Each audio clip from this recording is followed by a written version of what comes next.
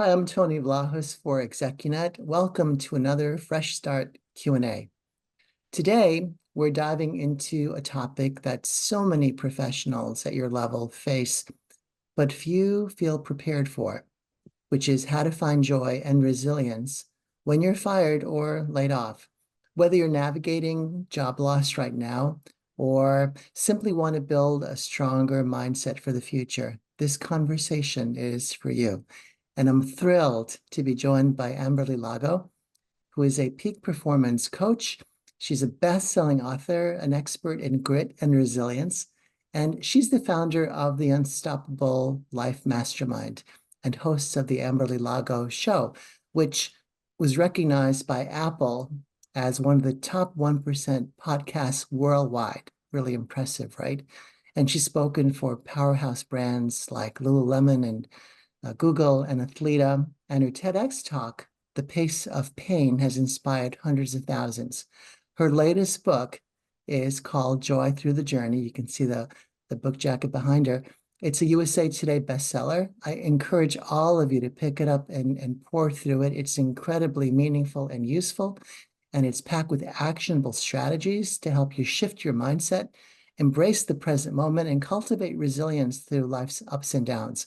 With that, Amberly, welcome. It's a joy to talk to you. Thank you so much. I appreciate you having me here with you today. Thank you so much. My pleasure. So I know your book draws heavily from your personal journey. Would you share a bit of your story with me?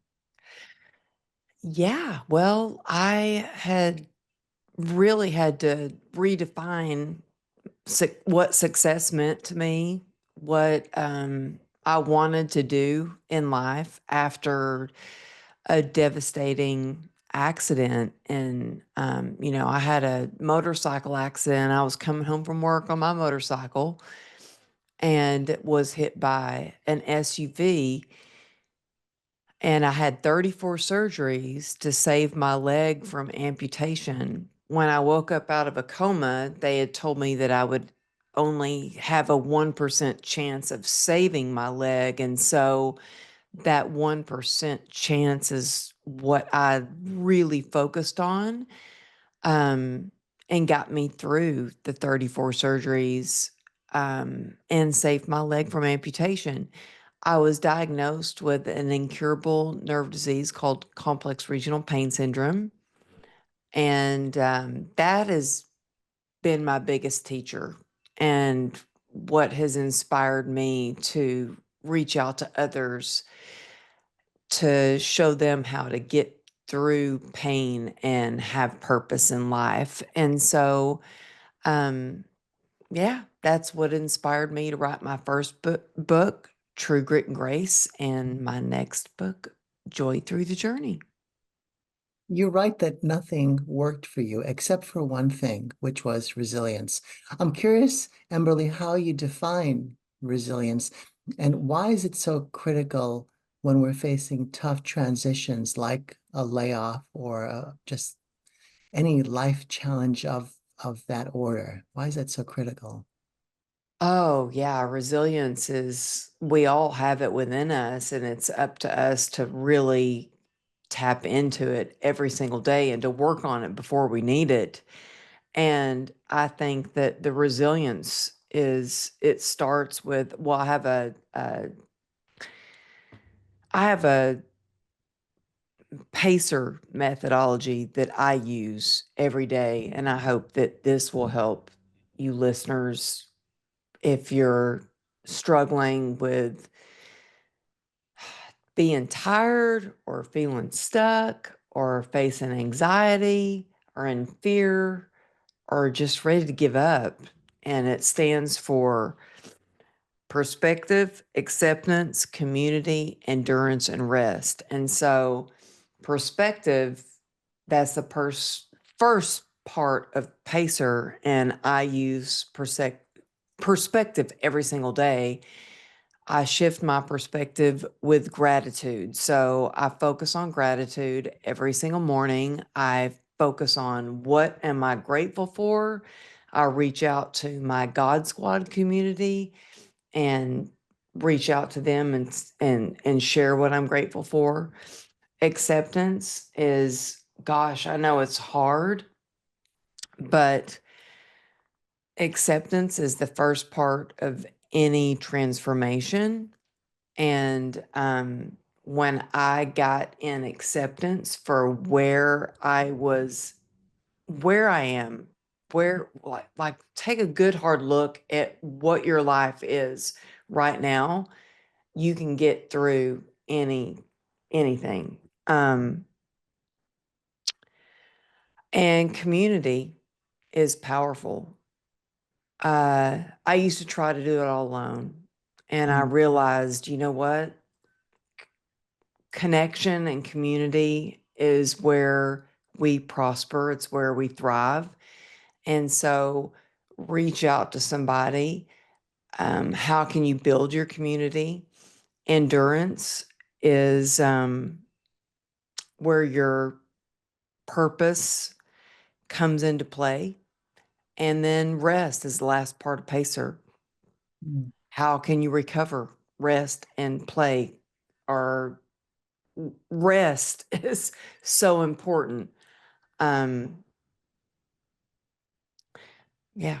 So We forget just how healing rest is. It's critical and it's so good for us, and we tend to deprioritize it. And I'm wondering, again, we're talking today, and listening will be executives who are laid off or facing a layoff. And what they lose, among many other things, when that happens, is structure, daily structure, a ritual, in fact, of waking up, getting it together, going to the office, going to meetings. All that is poof, gone when you're in between roles. And that can be demoralizing, demotivating, and make you feel like you're not good anymore. So I'm wondering, thinking about Pacer, is there a daily ritual that works for you that you might impart to our viewers? thank you. That's such a great question. I mean, community, I imagine there's a, you call it a God squad. I love that. But I imagine there's like a core group of people that regularly, maybe not daily, but you regularly seek out and connect with because it's valuable. Just wondering if there's anything else by way of a daily routine that helps, say, build confidence and sustain momentum for those that are dealing with a loss, like a job. Uh, yeah, it's having a group of people to reach out to.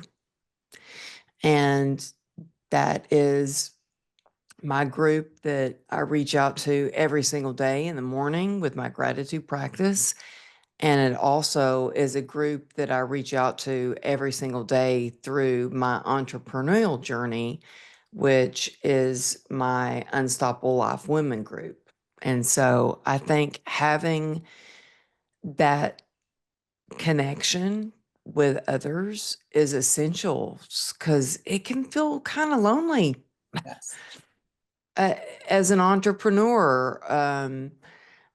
So I think it's really, really important to reach out to others.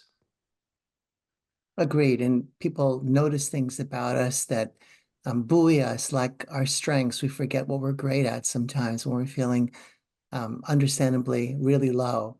And other people can lift us up and share their perspectives. And we teach this to our audience, and I think they'll find in the pages of your book more of the kinds of wisdom that can help them get through those tough times. One last thing I wanted to ask you, Burley, is you talk about connecting with your soul at some point as a way of elevating not just your business, but your life.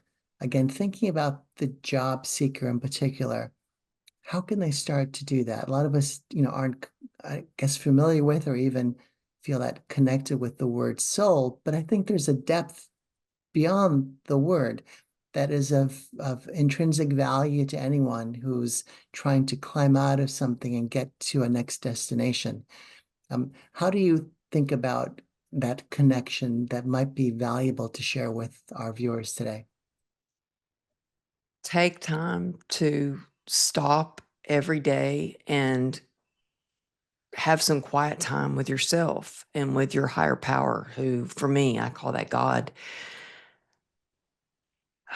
If I don't take that time, then I start to lose focus. And so I think it's really, really important to take that time every day to connect with yourself, to connect with your intention, to connect with your purpose. And so I would just suggest to like really take some time to stop and have some quiet time for yourself. Mhm. Awesome. Anything else you'd like to leave our viewers with that will just get them to the next moment and maybe the one after that? Like, what's one golden thought that you'd like to impart that we haven't covered in our few minutes together? I would just say, you know what?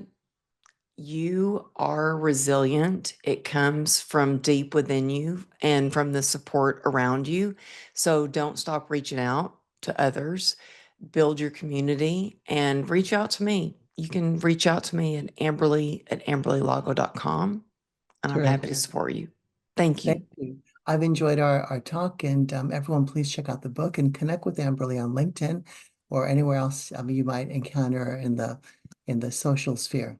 Thank you.